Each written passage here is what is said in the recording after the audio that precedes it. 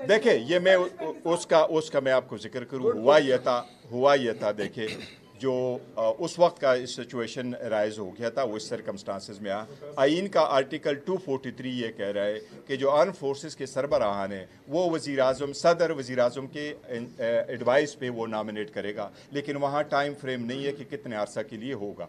जब बाजवा साहब का एक्सटेंशन का इशू आया तो उन्होंने रूल्स के मुताबिक किया था, लेकिन मैटर सुप्रीम कोर्ट में गया और सुप्रीम कोर्ट ने जब पूछा तो सुप्रीम कोर्ट को ये बताया गया कि जिस तरीके से जनरल ज़िया साहब की एक्सटेंशन हुई थी, मुशर्रफ साहब की हुई थी, कियानी साहब की हुई थी, ये उसी तरीके से ये समरी फॉलो की गई। सुप्रीम कोर्ट ने एक डिटेल जजमेंट दे दी जिसमें कोसा साहब भी थे और detail judgement justice Mansoor Ali Shah साहब की थी, और उन्हें कोई गाइडलाइंस दी और कहते कानून साजी करे। उस कानून साजी के मुताबिक द मैक्सिमम 3 साल की मुद्दत रखी गई, और अगर एक्सटेंशन की ज़रूरत हुई कुछ वजूहात के बिना पे तो वो 3 साल के लिए, इसलिए वो सर्कमस्टांसेस डिफरेंट है।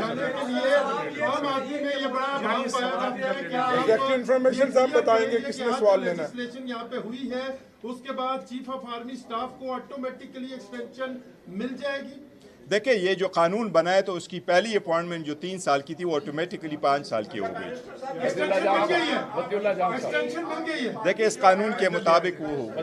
आपकी पार्टी आर्मी चीफ के टेन्योर में तोसीक के खिलाफ सुप्रीम कोर्ट में जाएगी। देखो, हमारी जो पार्टी है, हम पार्टी की फैसला करेंगे, और पार्टी हमारी पॉलिटिकल कमेटी, हमारी कोर कमेटी, हमारी खान साहब के इंस्ट्रक्शन हिदायत के मुताबिक होती है। मैं पार्टी के कोई ऐसे इख्तियार नहीं रखता, ना हम में से कोई रखता है कि हम एक पॉलिसी स्टेटमेंट दे दें। इस वक्त जो हम स्टेटमेंट दे रहे हैं वो ये दे रहे हैं कि जिस तरीके से कानून साजी की गई, ये कानून साजी ही गलत है, चाहे वो जजेस की एक्सटेंशन। सुप्रीम कोर्ट जिसने 8 और 5 का फैसला नहीं माना गया वो सुप्रीम कोर्ट, जिसके 8 जजों का फैसला नहीं माना गया, साहब ये बता दें कि अभी तो सिविल कोर्ट बना दिया। साहब ये बता दें, अभी आपकी इत्तेहादी और हम ख्याल जमात के जो सरबराह हैं मौलाना फजलरहमान साहब ने प्रेस कॉन्फ्रेंस की है और इस सारी कानून साजी को उन्होंने एक अल्फाज में जो है उसका अहाता किया है कि पाकिस्तान में आज सिविल मार्शल लग गया है। आपका क्या मौक़िफ़ है? देखिए, यही मुतसिल सवाल है। उन्होंने कहा है कि हम इसके खिलाफ जाएंगे, अवाम में जाएंगे और बोले कि आपका क्या है? देखिए,